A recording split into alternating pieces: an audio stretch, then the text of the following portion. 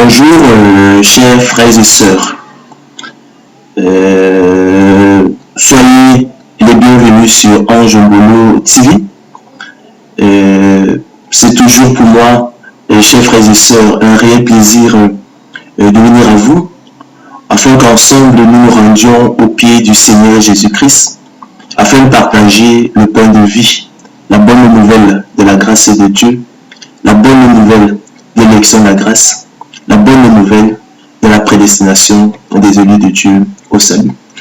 Je ne lasse point de vous enseigner les mêmes choses, chers frères et sœurs, et comme dirait l'apôtre Paul, pour vous cela est salutaire.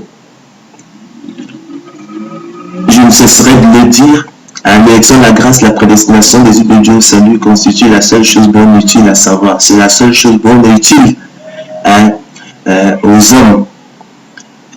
C'est pourquoi aussi je ne me lasserai de vous enseigner, de vous répéter effectivement ces mêmes choses. Ma mission, chers frères et sœurs, c'est de vous révéler que l'Écriture nous parle effectivement de la prédestination des élus de Dieu au salut, sans laquelle effectivement personne ne serait sauvé. Et naturellement de vous aider à vous approprier de votre élection divine, parce qu'il ne manquera pas, vous serez naturellement, vous ferez immanquablement en proie effectivement à des questionnements, une fois effectivement, quand bien même vous seriez approprié avec empressement et le cœur plein de joie de cette bonne nouvelle de l'élection de la grâce de la prédestination des élus de Dieu au salut. Il plaira toujours au Seigneur de gloire Jésus-Christ de nous donner la sagesse, du discernement, de l'intelligence pour renverser effectivement tous les raisonnements qui voudraient s'opposer à votre appropriation de votre élection divine et de votre prédestination au salut. La conférence de ce matin, chers frères et sœurs, je l'ai donc intitulée Préparé d'avance pour la gloire. Vous êtes préparés d'avance pour la gloire, élus de Dieu, peuple de Dieu. En vous instruisant par des comparaisons tirées de la nature, de la sagesse populaire et du laboureur et de la semence, le but de la présente conférence est de révéler au peuple de Dieu que le Père de gloire, dans son amour, et par le moyen du don de la foi, qui est sa semence à nous, leur privilège exclusif, le déclencheur et celui du salut, son moteur efficace, les a préparés d'avance pour la gloire.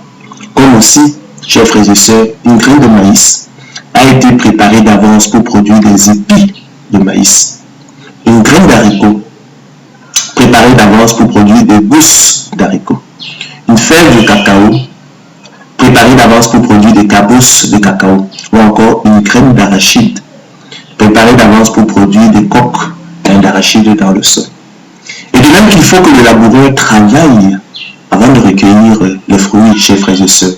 De même qu'il faut que le laboureur travaille avant de recueillir de la semence, les fruits. De même qu'il faut que le laboureur travaille avant de recueillir de la semence, le précieux fruit. De même aussi et par analogie, chers frères et sœurs, il faut que l'élu de Dieu travaille et persévère avant de recueillir de la semence de Dieu en lui, le précieux fruit qu'est le salut, le repos de l'âme et la vie éternelle. De même aussi et par analogie, chers frères et sœurs, il faut que l'élu de Dieu travaille et persévère avant de recueillir du don de la foi, qui est la semence de Dieu en lui, le précieux fruit qu'est le salut, le repos de l'âme et la vie éternelle. Voilà, chers frères et sœurs, élus de Dieu, peuple de Dieu, ce que nous enseignent ces comparaisons tirées de la nature et le raisonnement par analogie. Paradoxalement, cette doctrine biblique de la prédestination des élus de Dieu au salut, qui devrait pourtant être une consolation éternelle et une bonne espérance pour le peuple de Dieu, car sans elle, ne vous y trompez pas, chers frères et sœurs, personne ne serait sauvé. Et que Dieu notre Père, qui nous a aimés, et nous l'a donné par sa grâce, afin qu'elle console nos cœurs et nous affermisse en toute bonne œuvre, constitue encore une pierre d'achoppement et un rocher de scandale pour bien des gens.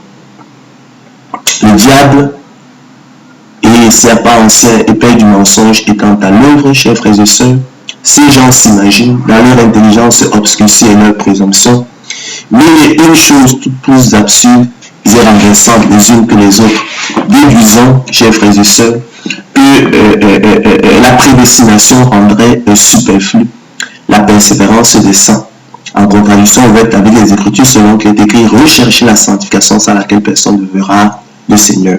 Il conduirait à la négation, l'exclusion et l'anéantissement de la liberté et de la volonté de l'homme nécessaire, en contradiction ouverte avec l'expérience, chers frères et sœurs, que nous en avons.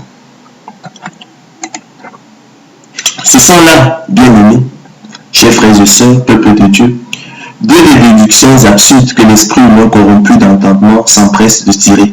Lui pour qui, s'il est absolument certain que Dieu préservera son peuple de l'apostasie définitive, n'est donc pas nécessaire que celui-ci persévère. Toutes choses qui conduisent à la négation, l'exclusion et l'anéantissement de la liberté et de la volonté de l'homme nécessaire.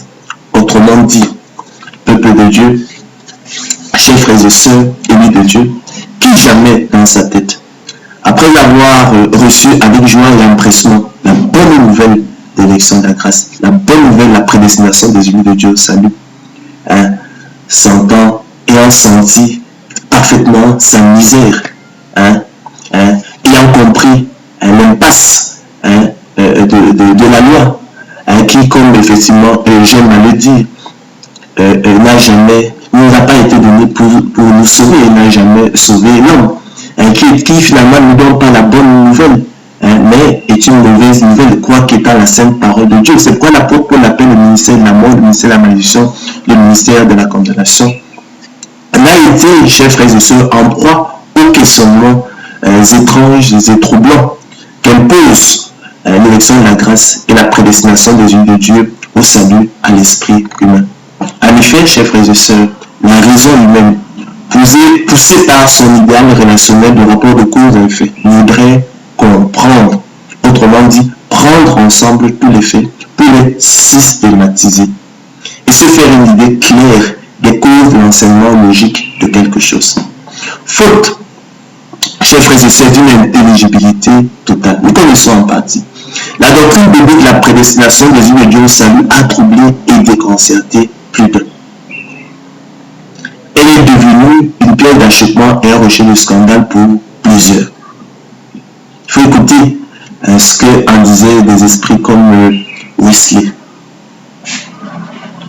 Nombreux s'y heurtent à raison des explications insatispaisantes apportées qui ne donnent pas, chers frères et sœurs, les secrets de liaison reliant les parties supposées de la chaîne d'or en direction de la grâce, laquelle apparaît alors à la raison comme disloquée, interrompue, en panne, en lambeaux, cassée, démolie, désuète, inopérante, décousue, incohérente, sans suite, sans raison, inconséquente, sans unité, illogique, absurde, irrécevable et par conséquent à rejeter. Nombreux, chers frères et sœurs, s'y heurtent en raison des explications insuffisantes que nous apportons aux questions qui troublent leur entendement. De ce point de vue, nous avons une responsabilité qui plaise donc au Seigneur de Jésus-Christ de tout nous donner de l'intelligence, de la sagesse, des révélations en vue de l'édification commune. La prédestination des yeux de Dieu au salut leur semble alors proprement étrange, embarrassante, bizarre même, et même absurde, selon qu'il est écrit. Anéantissons-nous donc la loi par la foi. Vous retrouvez ça dans Romains 3, 31. Quoi donc? Pécherions-nous parce que nous sommes non sous la loi mais sous la grâce? Romains 6, 15. Que dirons-nous donc? Demeurerons-nous dans le péché afin que la grâce abonde? Romains 6, 1. Et pourquoi ne ferons-nous pas le mal afin qu'il en arrive du bien? Comme quelques-uns qui nous calomnient prétendent que nous le disons. Disait déjà l'apôtre Paul dans Romains 3, 8. Que dirons-nous donc? La loi est-elle péché? Romains 7, 7. Y a-t-il en Dieu de l'injustice? Romains 9, 14. Bien plus, chers frères et sœurs, quelqu'un renchérirait. Si la grâce fait tout, quelle serait encore la place de l'effort humain? 16. Des bonnes œuvres, de la volonté et de la foi dans le salut des élus de Dieu. Si les élus de Dieu n'ont aucun mérite dans leur salut, leurs bonnes œuvres étant absolument inutiles dans le choix souverain de Dieu qui les précède, afin que personne ne se glorifie, afin que nul chair ne se glorifie devant Dieu, quelle serait encore leur responsabilité ou leur rôle dans le salut? La prédestination des élus de Dieu au salut ne conduirait-elle pas à la négation, l'exclusion, l'anéantissement, la suppression de la responsabilité et des devoirs des élus de Dieu nécessaires? La prédestination des élus de Dieu au salut ne rendrait-elle donc pas superflue la persévérance des saints nécessaires? Par ailleurs, les élus de Dieu ne seraient-ils pas des pantins et des marionnettes entre les mains de Dieu? Le marionnettiste, quelqu'un a dit leader marionnettiste qui aurait jeté les dés d'avance.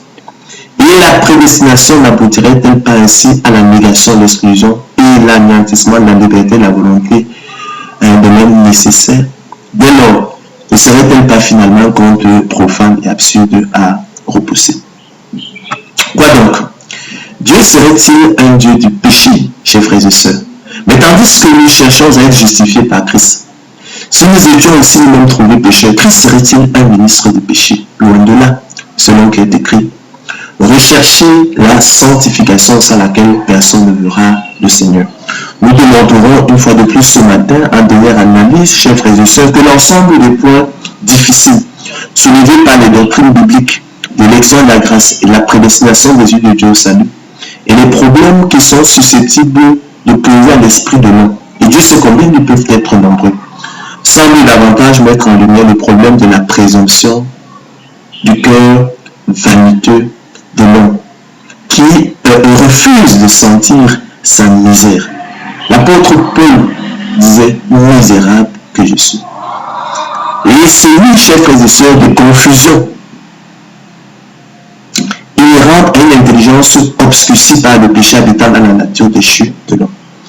C'est ainsi, chers frères et sœurs, qu'on confond allègrement les notions de liberté et de souveraineté.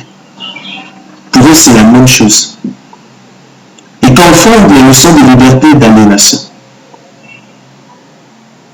Ils confondent les notions de loi d'entendement humain et de libre arbitre humain. Ils confondent les notions de justice et de neutralité, les notions de partialité et d'injustice, les notions d'impartialité et de justice, les notions de miséricorde et de droit, les notions de bonté et d'injustice, les notions de bon plaisir et d'injustice, les notions de choix discrétionnaire et d'injustice, les notions de choix arbitraire et d'injustice, les notions de pourboire et d'injustice, les notions de méchanceté et de justice, les notions de mal et de bien, et finalement, celles de mort et de vie.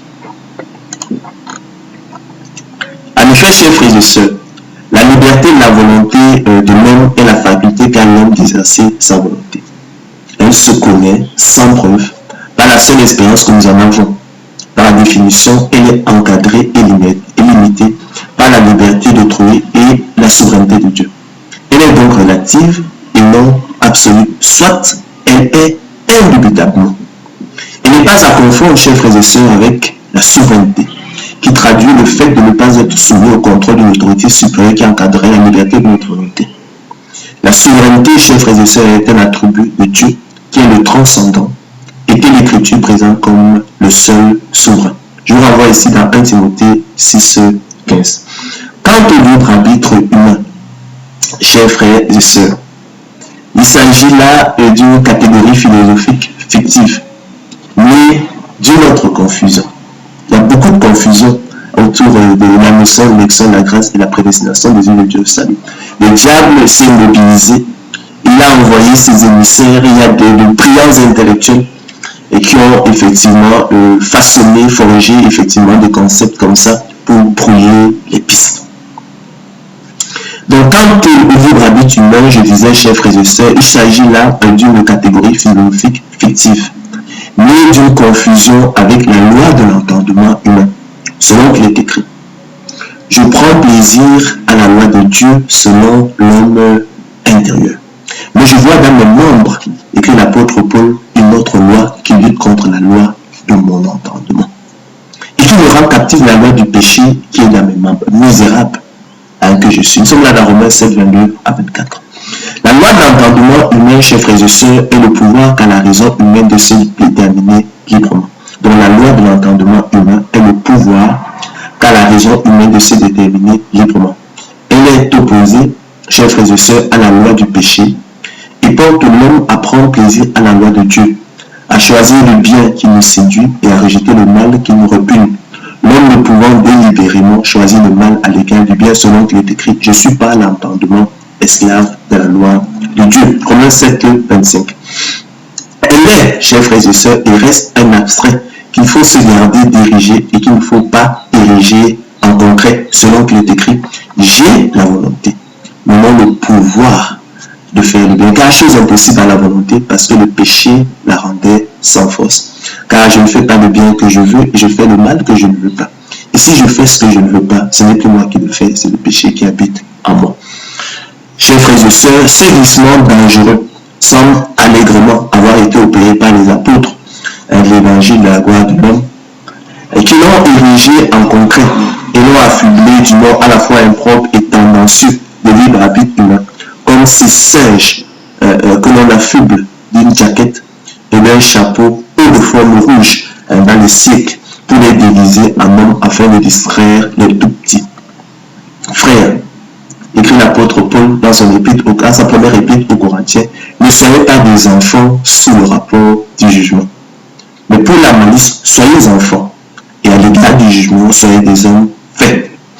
L'erreur, chers frères et sœurs, des théories du libre arbitre humain et de toutes celles qui s'inspirent d'une conception analogue a été précisément d'admettre que la liberté existe également chez tous. Selon la formule célèbre de Sartre, l'homme est condamné à être libre. Jean-Paul Sartre, que l'on présente comme le plus grand, qu'on présente souvent comme le plus grand intellectuel français du XXe siècle, du moins j'ai vu Henri Lévy, le philosophe Henri Lévy, le présenter de la sorte. Il dit que le diable a mobilisé toute son armée pour combattre la parole de Dieu. Donc Jean-Paul Sartre, en soutenant que la liberté humaine est totale, absolue, infinie, inconditionnée, inaliénable, ça dit qu'il ne peut être ôté, valide implicitement et sans forcément s'en rendre compte l'idée selon laquelle la liberté est donc égale chez tous. Or, chers frères et sœurs, la nature et la révélation biblique ne nous apprennent rien de tel. En effet, chers frères et sœurs, la liberté est la même chez l'alcoolique, le toxicomane et chez l'homme libre de ses addictions, de ses dépendances.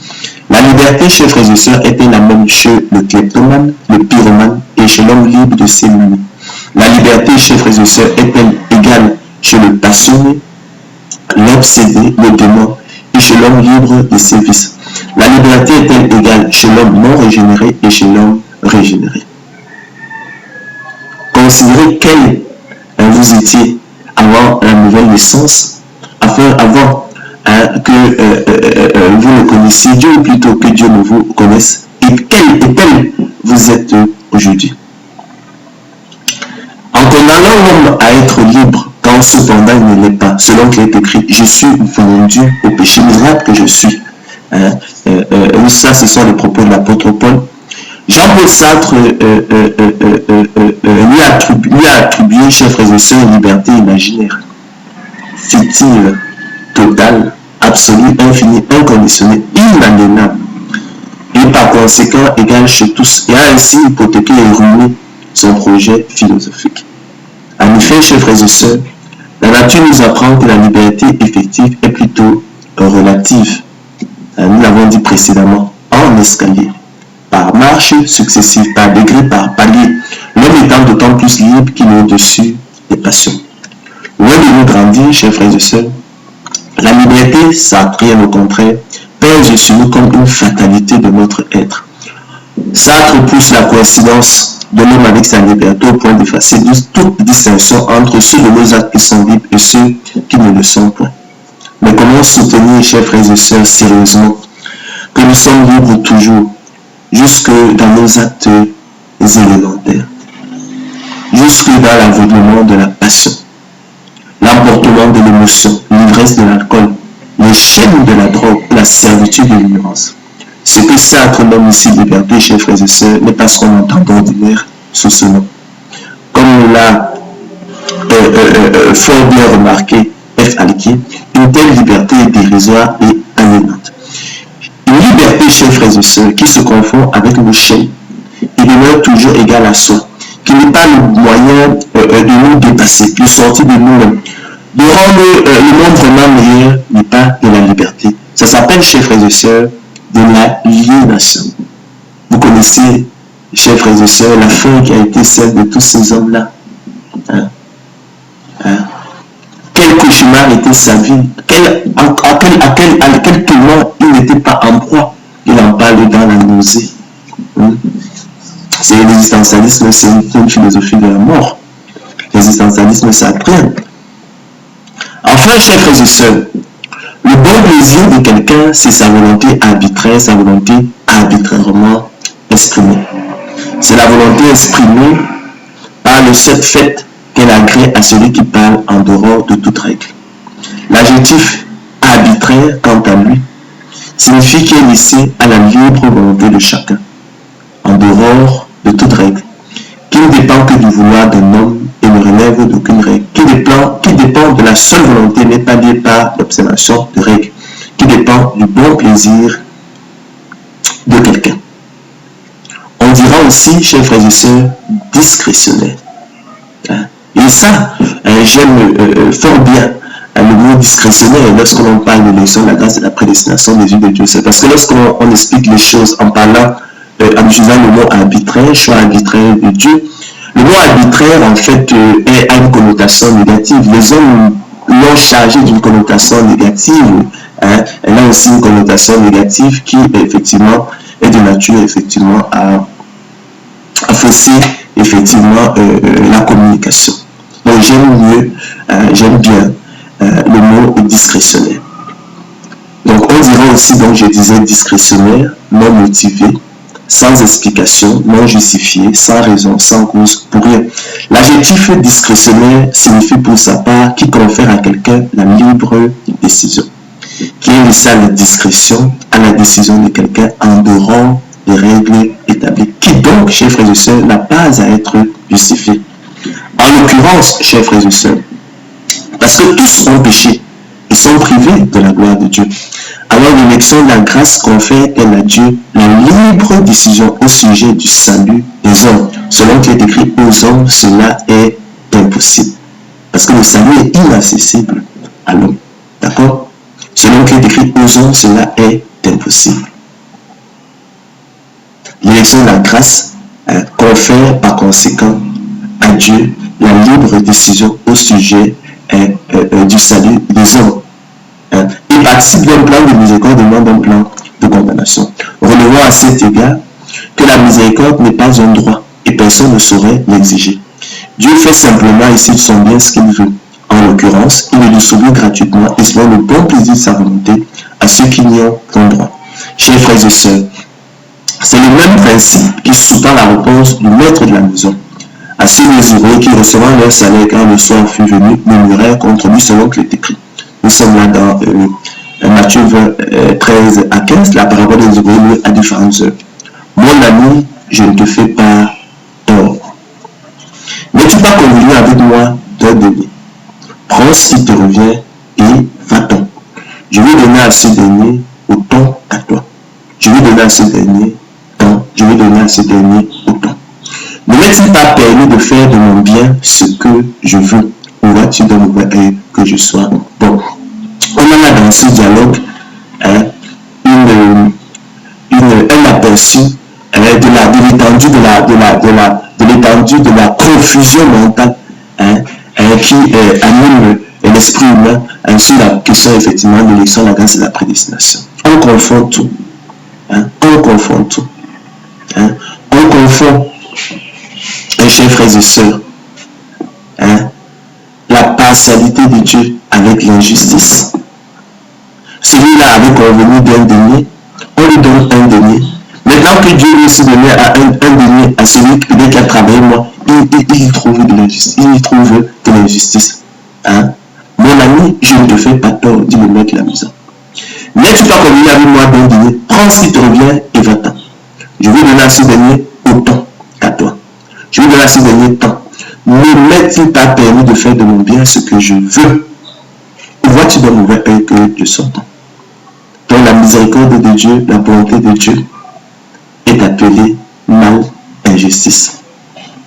Et le mal qui se cache dans le cœur de l'homme, c'est ça qu'on appelle la justice. C'est vraiment le monde à l'envers. L'esprit humain a une conception étriquée. L'esprit humain corrompu d'entendement a une conception étriquée d'un certain nombre de notions. On dira aussi, chers frères et sœurs, pour votre gouverne, que les pourboires sont laissés à la discrétion des visiteurs.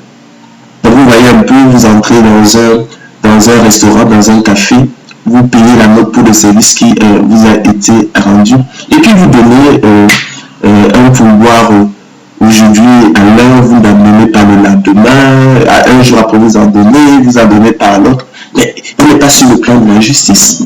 Ne m'est-il pas permis de faire de mon bien ce que je vois-tu de mauvais œil que je sois? Donc, c'est ce dont il est question dans le cadre de l'élection de la grâce, la prédestination de Dieu au salut. Tous ont péché, sont privés de la gloire de Dieu. D'accord?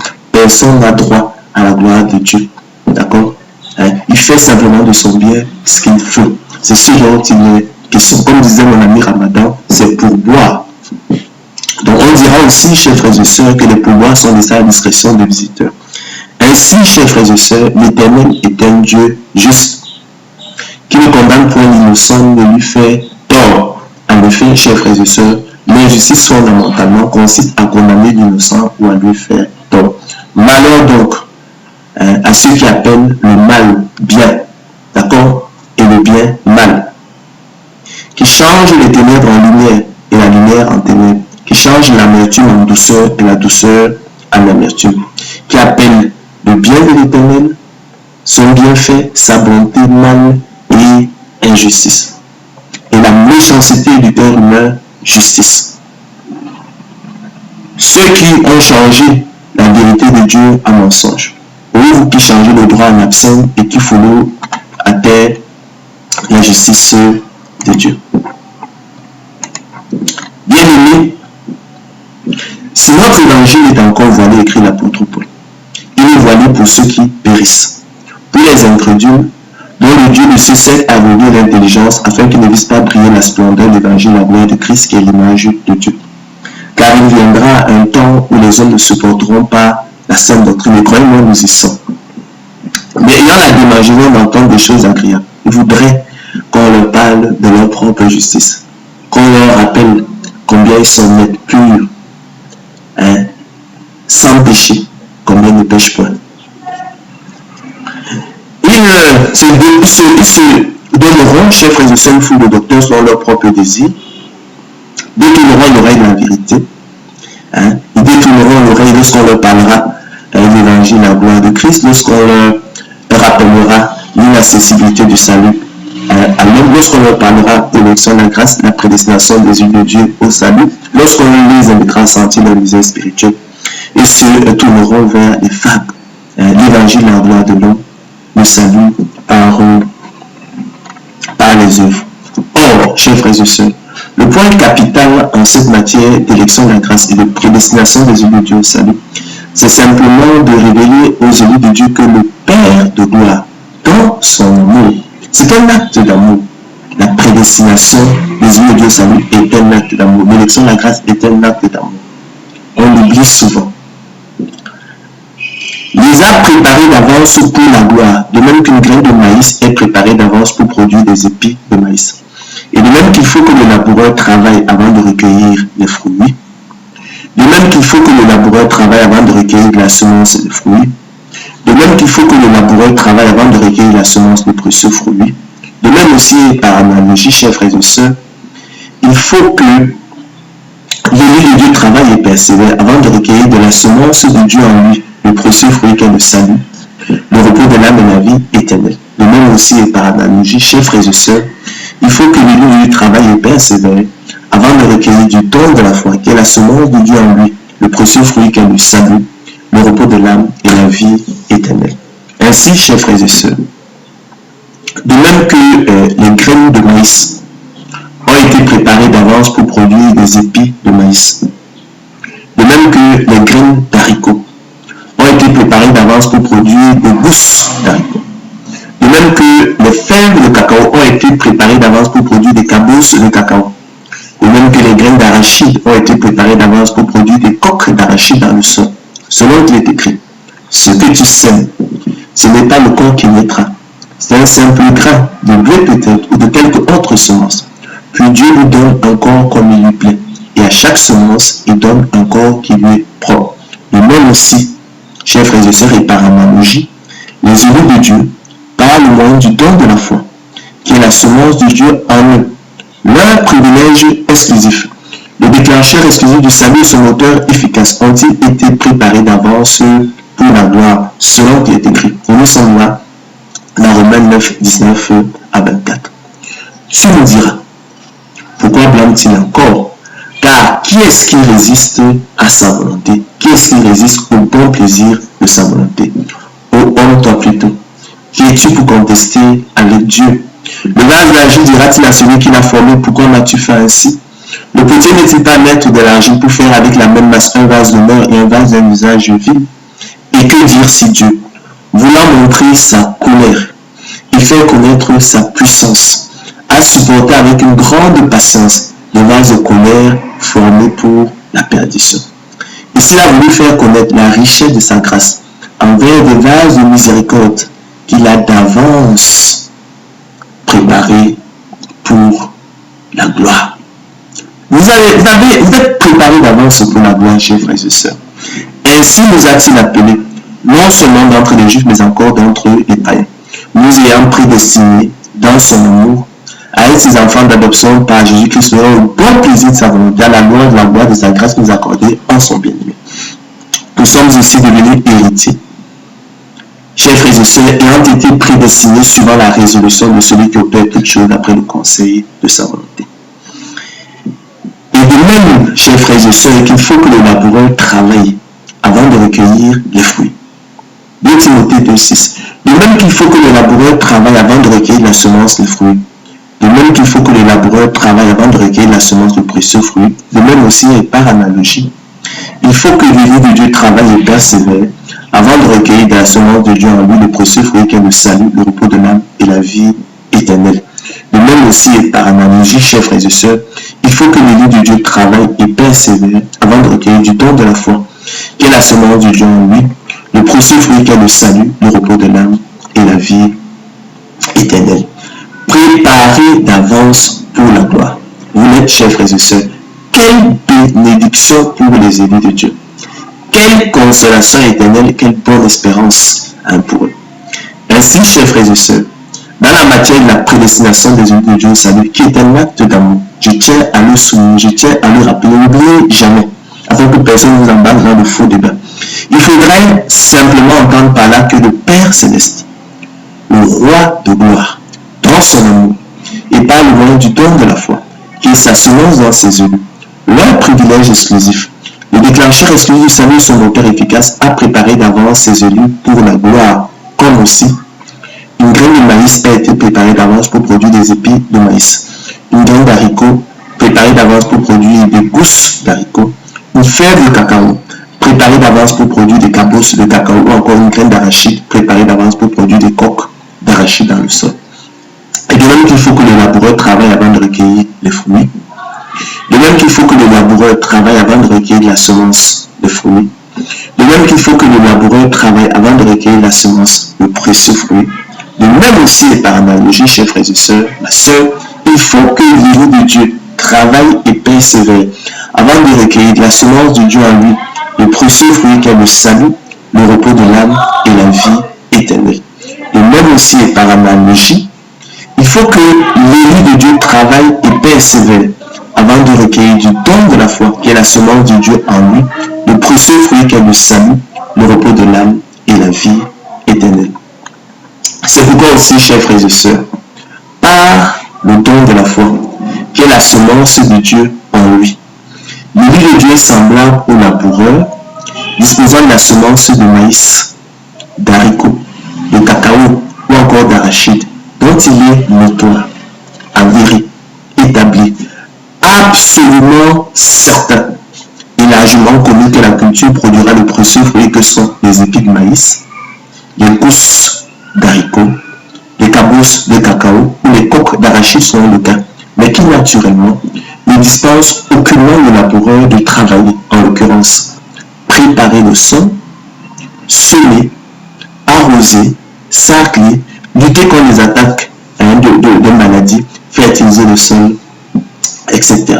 En effet, chers frères et sœurs, si le laboureur, par extraordinaire, et cela relèverait d'extraordinaire, s'amusait à abandonner sa semence dans un tiroir, il va sans dire qu'il ne pourrait rien en attendre, car celle-ci demeurerait inféconde, stérile, improductive. D'où aussi le conseil de sagesse populaire de l'apôtre Paul selon qu'il est écrit, il faut que le laboureur travaille avant de recueillir le fruit. 2 Timothée 2,6. C'est un simple conseil de sagesse populaire, pratique que l'apôtre Paul reprend ici. Il faut que le laboureur travaille avant de recueillir de la semence les fruits. Il faut que le laboureur travaille avant de recueillir de la semence le précieux fruit. De même aussi et par analogie, chers frères et sœurs, il faut que l'Église de Dieu travaille et persévère avant de recueillir de la semence de Dieu en lui le précieux fruit qu'est le salut, le repos de l'âme et la vie éternelle. De même aussi et par analogie, il faut que l'Église de Dieu travaille et persévère avant de recueillir du don de la foi, qui est la semence de Dieu en lui, le précieux fruit qu'est le salut, le repos de l'âme et la vie éternelle. Ainsi, Église de Dieu. C'est à cause de nous qu'il a été écrit que celui qui laboure doit labourer avec espérance. Espérance ici comme attente, confiance à un bon bien qu'on désire. Donc c'est à cause de nous, Église de Dieu, qu'il a été écrit que celui qui laboure doit labourer avec espérance. Espérance comme attente confiante d'un bien qu'on désire. Car c'est à l'espérance que nous sommes sauvés, explique l'apôtre Paul. Car nous aussi, nous étions les autres fois insensés. Tu l'étais, ma soeur, tu étais désobéissante, tu étais égaré, mon frère, asséné à toute espèce de convoitise et de volupté, vivant dans la méchanceté et dans l'envie, digne d'être alliés nous haïssant les uns les autres. Mais lorsque la bonté de Dieu, notre Sauveur, et son amour pour les hommes ont été manifestés, il nous a sauvés, chers frères et sœurs, et c'est nous qui l'a sauvé. Nous seuls, non à cause des œuvres de justice que nous avons faites, mais selon sa miséricorde. Par la nouvelle naissance opérée par le Saint-Esprit qu'il a répandu sur nous avec abondance par Jésus-Christ notre Sauveur, afin que justifiés par sa grâce, déclarés justes par sa grâce, nous devenions en espérance hériter la vie éternelle. Or, l'espérance qu'on voit n'est plus espérance, chers frères et sœurs. Ce qu'on voit, peut-on l'espérer encore? Mais si nous espérons ce que nous ne voyons pas, nous l'attendons avec persévérance, endurance, courage, détermination, zèle, lutte. À cet égard, chers frères et sœurs, rappelons que l'espérance est par définition l'attente confiante d'un bien qu'on désire. Donc, espérance, attente confiante d'un bien qu'on désire. Et la persévérance, chers frères et sœurs, l'action de persévérer, la conduite, la qualité d'une personne qui persévère. Le verbe persévérer, pour sa part, signifie continuer de faire, d'être ce qu'on a résolu par un acte de volonté renouvelé. Mais le verbe persévérer, pour sa part, signifie continuer de faire, d'être ce qu'on a résolu par un acte de volonté renouvelé.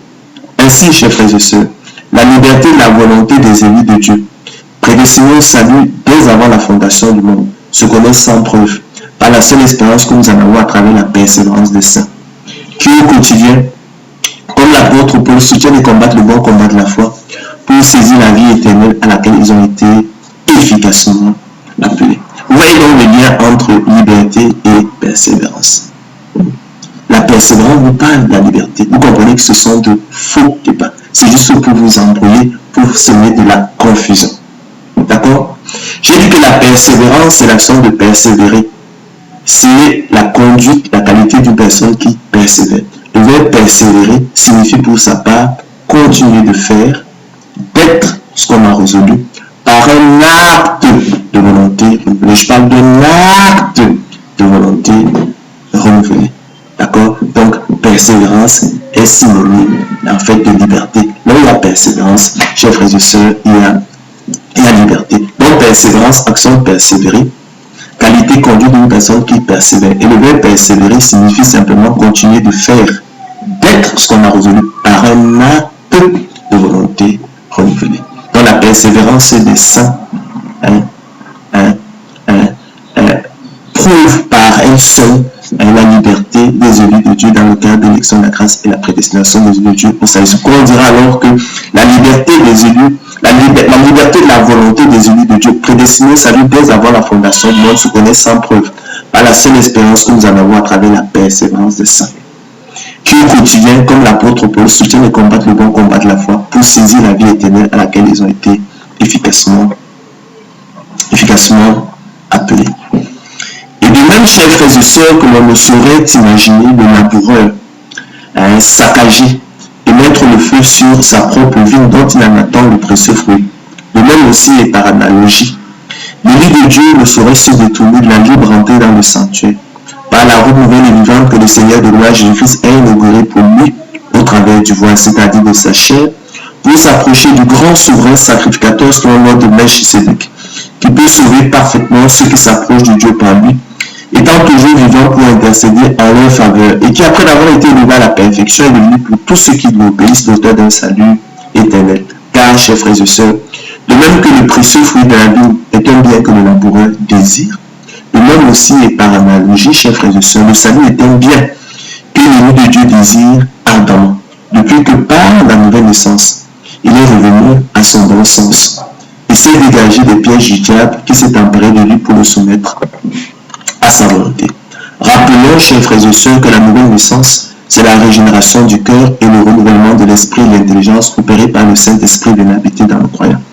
Dieu ôte, chers frères et sœurs, notre cœur de pierre et met à la place un cœur de chair. Il ressuscite notre esprit mort-né, siège notre relation avec lui.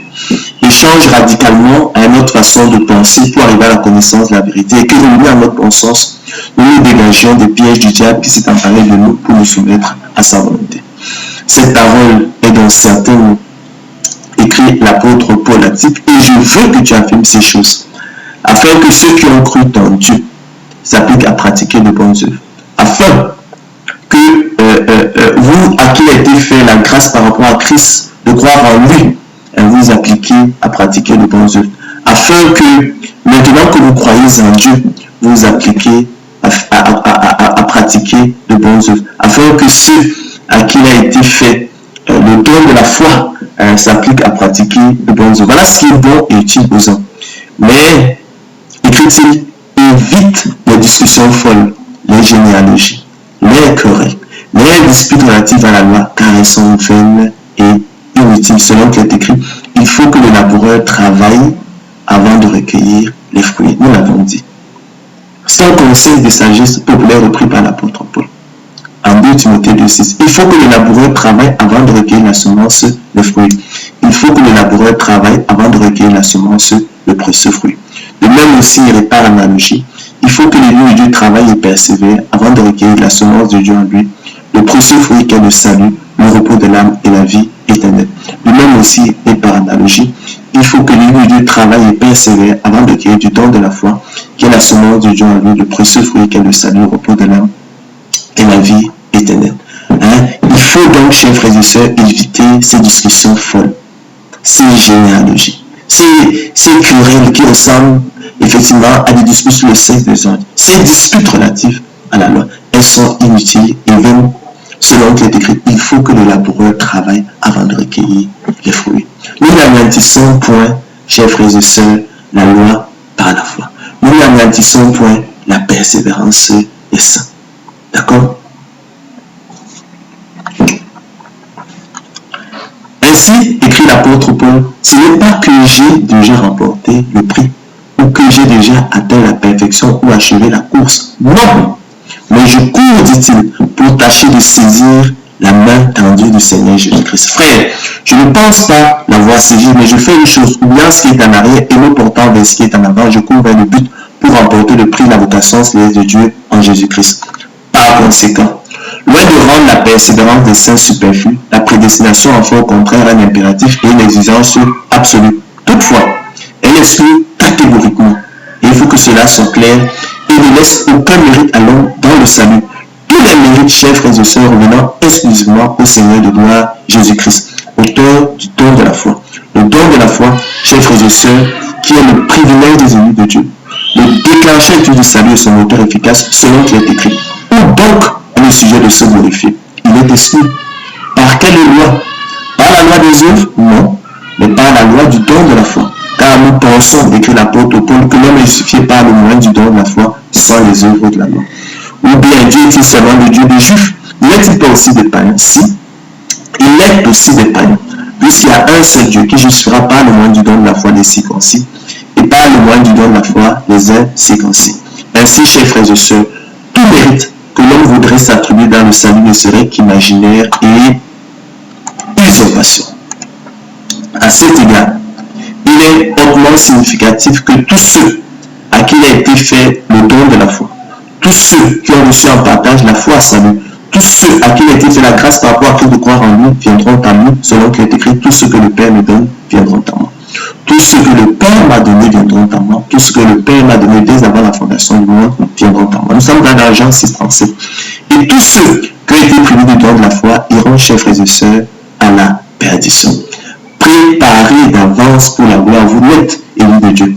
Quelle bénédiction pour vous, élus de Dieu. Quelle consolation éternelle, quelle bonne espérance. Pour les élus de Dieu selon qu'il est écrit. Tu me diras, pourquoi blâme-t-il encore? Car qui est-ce qui résiste à sa volonté? Donc résiste sa volonté. Ô homme, toi plutôt. Qu'es-tu pour contester avec Dieu? Le vase d'argile dira-t-il à celui qui l'a formé, pourquoi m'as-tu fait ainsi? Le potier n'est-il pas l'heure de l'argile pour faire avec la même masse un vase d'honneur et un vase d'un usage vide? Et puis dire, c'est Dieu.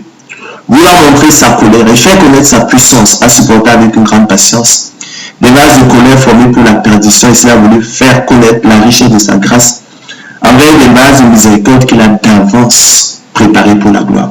Ainsi vous a-t-il appelé, chers frères et sœurs, non seulement d'entre les Juifs, mais encore d'entre les païens. Par le moyen du don de la foi, chers frères et sœurs, Dieu distingue ses élus de l'homme animal, spirituellement mort et étranger à la vie de Dieu, selon qu'il est écrit. Mais l'homme animal ne reçoit pas les choses de l'Esprit de Dieu. Mais l'homme animal n'accepte pas les choses de l'Esprit de Dieu. Pourquoi? Car elles sont une folie pour lui et il ne peut les connaître, il ne peut les aimer parce que c'est spirituellement qu'on le juge. Il les équipe et outils, chers frères et sœurs, pour les rendre aptes et capables non seulement de discerner quelle est la volonté de Dieu, ce qui est bon, agréable et parfait, mais aussi de la faire efficacement afin d'accomplir l'esprit de la loi. Selon qu'il est écrit, celui qui fait la volonté de Dieu demeure éternellement. Car le Seigneur de gloire Jésus-Christ l'a rappelé à ceux effectivement de ses disciples qui lui annonçaient que sa mère, ses frères et ses sœurs étaient dehors, voulaient le voir. Quiconque fait la volonté de Dieu, cela est mon frère, ma sœur et ma mère. Vous savez, chers frères et sœurs, que nous autres élus de Dieu, nous servons dans un esprit nouveau, selon l'esprit de la loi, et non selon la lettre de la loi qui a veillé, car la lettre de la loi tue, mais l'esprit de la loi vivifie. En sorte qu'il est évident que nous n'anéantissons point, chers frères et sœurs, la loi effectivement par la foi. En l'occurrence, chers frères et sœurs, l'Éternel Dieu, par le moyen du don de la foi, rend ses élus aptes et capables d'aimer Dieu, de croire au Seigneur Jésus-Christ, le Sauveur du monde, de prendre plaisir à la loi de Dieu, de se réjouir en suivant ses préceptes comme possédant tous les trésors, d'en faire ses délices et ses conseils, de rechercher Dieu de tout leur cœur, avec un cœur honnête et bon. Il les rend capables de soutenir les combats de bons combats de la foi pour saisir la vie éternelle à laquelle ils ont été efficacement appelés. Il les rend capables de choisir les ordonnances de Dieu, de rechercher la sanctification sans laquelle personne ne verra le Seigneur, de mener une vie de sainteté, de se préserver des choses du monde, d'observer pour les bonnes œuvres, de prier sans cesse, d'entrer dans le sanctuaire, de s'approcher du grand souverain sacrificateur selon l'ordre de Melchisédek, Jésus, le Fils de Dieu qui peut sauver parfaitement ceux qui s'approchent de Dieu par lui, étant toujours vivants pour intercéder en leur faveur, et qui après avoir été élevé à la perfection est devenu pour ceux qui l'obéissent l'auteur d'un salut éternel. Permettez-moi donc, chers frères et sœurs, de rappeler opportunément la définition de la prédestination des élus de Dieu au salut dont parle la Bible, afin qu'elle ne soit plus comprise de travers, à l'envers, pervertie, calomniée, mal aimée, mais qu'elle soit chérie pour ce qu'elle est véritablement, savoir, chers frères et sœurs, le choix souverain de Dieu avant la fondation du monde, et son appel efficace, par le moyen du don de la foi, qui est sa semence dans ses élus, leur privilège exclusif, Le déclencheur exclusif du salut est son moteur efficace, les équipants et outillant pour les rendre aptes et capables non seulement de discerner quelle est la volonté de Dieu, ce qui est bon, agréable et parfait, mais aussi de la faire efficacement afin d'accomplir l'esprit de la loi selon qu'il est écrit, celui qui fait la volonté de Dieu demeure éternellement. Car le Seigneur Jésus-Christ l'a dit, quiconque fait la volonté de Dieu, Seigneur, mon frère, ma soeur et ma mère. En l'occurrence, nous avons dit aimer Dieu, croire au Seigneur Jésus-Christ, lui le sauveur du monde, prendre plaisir à la loi de Dieu et se réjouir en suivant ses préceptes comme possédant tous les trésors, en faire ses délices et ses conseils, rechercher Dieu de tout son cœur avec un cœur honnête et bon, soutenir et combattre le bon combat de la foi, pour saisir la vie éternelle à laquelle ils ont été appelés efficacement. Choisir les ordonnances de Dieu, rechercher la sanctification sans laquelle personne ne verra le Seigneur, mener une vie de sainteté, se préserver des soumis du monde, être zélé pour les bonnes œuvres, prier sans cesse, entrer dans le sanctuaire, pour s'approcher du grand souverain sacrificateur, selon l'ordre de Melchisédek, Jésus, le Fils de Dieu, qui peut sauver parfaitement ceux qui s'approchent de Dieu par lui, étant toujours vivant pour intercéder en leur faveur, et qui, après avoir été élevé à la perfection, est devenu pour tous ceux qui lui obéissent, l'auteur d'un salut éternel, et distingué ainsi de l'homme animal, des reprouvés selon qu'il est écrit, vous a été fait la grâce par rapport à Christ de croire en lui, vous a été fait le privilège par rapport à Christ de croire en lui. Mais l'homme animal ne reçoit pas les choses de l'Esprit de Dieu, mais l'homme animal n'accepte pas les choses de l'Esprit de Dieu, car elles sont une folie pour lui, et il ne peut les connaître, il ne peut les aimer parce que c'est spirituellement qu'on en juge. Ainsi, mes chers frères et sœurs, écrit l'apôtre Paul, c'est par espérance que nous sommes sauvés. Nous avons tendance à l'oublier. Or, l'espérance qu'on voit n'est plus l'espérance pour ceux qui, ce qu'on voit peut-on l'espérer encore, mais si nous espérons ce que nous ne voyons pas, nous l'attendons avec persévérance. C'est pourquoi, frères élus de Dieu, poursuit l'apôtre Pierre dans sa seconde épître, appliquez-vous d'autant plus à affirmer votre vocation et votre élection. Nous y sommes, car en faisant cela, vous ne broncherez jamais. C'est ainsi en effet que l'entrée dans le royaume éternel de notre Seigneur et Sauveur Jésus vous sera pleinement accordée. Ainsi, mes bien-aimés, écrit l'apôtre Paul aux Philippiens, quand vous avez toujours obéi, travaillez à votre salut avec crainte et tremblement. Non seulement comme en ma présence, mais bien plus encore maintenant que je suis absent. Car c'est Dieu qui produit en vous le vouloir et le faire selon son bon plaisir. Faites toutes choses sans ni hésitation, afin que vous soyez irréprochables et purs, des enfants de Dieu irrépréhensibles au milieu d'une génération perverse et corrompue, parmi laquelle vous brillez comme des flambeaux, dans le monde portant la parole de vie. Voilà pourquoi, poursuit l'apôtre Pierre, je prendrai soin de vous rappeler ces choses, bien que vous les sachiez et que vous soyez affermis dans la vérité présente. Et je regarde comme un devoir, poursuit-il, aussi longtemps que je suis dans ce temps, de vous tenir en éveil par des avertissements. Car je sais que je la quitterai subitement, ainsi que notre Seigneur Jésus-Christ me l'a fait connaître. Mais j'aurai soin qu'après mon départ, vous puissiez toujours vous souvenir de ces choses. Car pour moi, écrit l'apôtre Paul, je sais déjà des libations. Et le moment de mon départ approche. J'ai combattu le bon combat. J'ai achevé la course. Nous sommes appelés à achever la course, chers frères et sœurs. J'ai gardé la foi. Désormais, la couronne de justice m'est réservée. C'est à ce prix que nous obtiendrons notre salut. Vous obtiendrez le salut de vos âmes au prix de votre persévérance. Le Seigneur, le juste juge, nous la donnera dans ce jour-là, et non seulement à moi, mais encore à tous ceux qui auront aimé son avènement. Ne savez-vous pas, poursuit-il, que tous ceux qui courent dans le stade courent tous, mais qu'un seul remporte le prix. Courez donc de manière à le remporter, nous conseille-t-il. Tous ceux qui combattent s'imposent toute espèce d'abstinence et le font pour obtenir une couronne corruptible. Pour nous, faisons-le, dit-il, pour une couronne incorruptible. Moi donc, dit-il, je cours, non pas comme à l'aventure, je frappe, non pas comme battant l'air, mais je traite durement mon corps et je le tiens assujetti de peur d'être moi-même rejeté après avoir prêché aux autres. Toi donc, mon enfant, écrit-il à Timothée, dans la seconde épître qu'il lui adresse, souffre avec moi comme un bon soldat de Jésus-Christ. C'est ce dont il est question. Il n'est pas du soldat qui s'embrasse des affaires de la vie s'il veut plaire à celui qui l'a enrôlé. Et l'athlète n'est pas couronné s'il n'a pas combattu suivant les règles. Il faut que le laboureur travaille avant de recueillir les fruits. Comprends ce que je dis, comprenez ce que nous disons. Si nous persévérons, nous régnerons aussi avec lui. Si nous le régnons, lui aussi nous régnera. Si nous sommes infidèles, il demeure fidèle car il ne peut se régner lui-même. Rappelle ces choses dit l'apôtre Paul à Timothée, en conjurant devant Dieu qu'on évite les disputes de mots qui ne servent qu'à la ruine de ceux qui écoutent. Efforce-toi de te présenter devant Dieu comme un homme éprouvé, un ouvrier qui n'a point à rougir, qui dispense droitement la parole de vérité, évite les discours vains et profanes, car ceux qui les tiennent avanceront toujours plus dans l'impiété et leur parole rongera comme la gangrène. On entend tout et n'importe quoi. Préparez d'avance pour la gloire. Vous êtes préparés d'avance pour la gloire, chers frères et sœurs. Quelle bénédiction pour les élus de Dieu. Quelle bénédiction pour vous, peuple de Dieu. Quelle consolation éternelle, quelle bonne espérance pour vous.